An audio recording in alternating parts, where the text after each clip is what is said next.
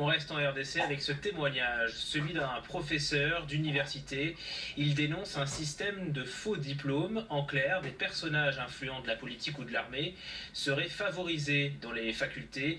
Le ministre lui répond. Nicolas Germain, Karim Yaoui avec Thomas Nicolon. Alphonse Mindo est professeur à l'université de Kisangani au Congo. De passage à Paris, il lance un cri de colère.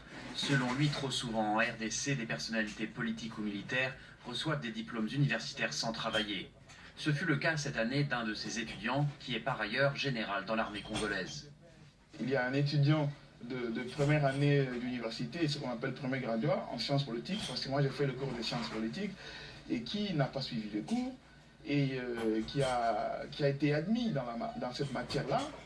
À ma grande surprise, on lui a attribué une note qui lui permettait de satisfaire la première session. J'ai dénoncé ça parce qu'il n'avait pas eu de note dans ma matière.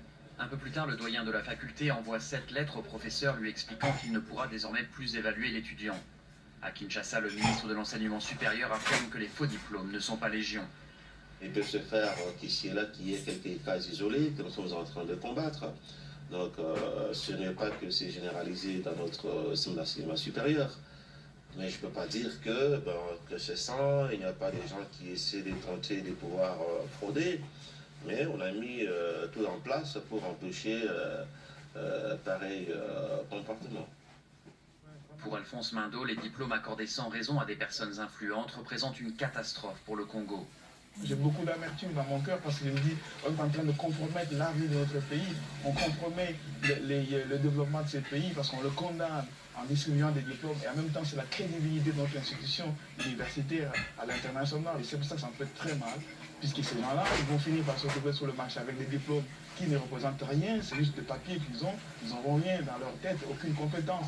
Alphonse Mindo s'apprête à rentrer au Congo. Depuis qu'il a dénoncé le cas du général à l'université, il dit avoir reçu de nombreuses menaces de mort.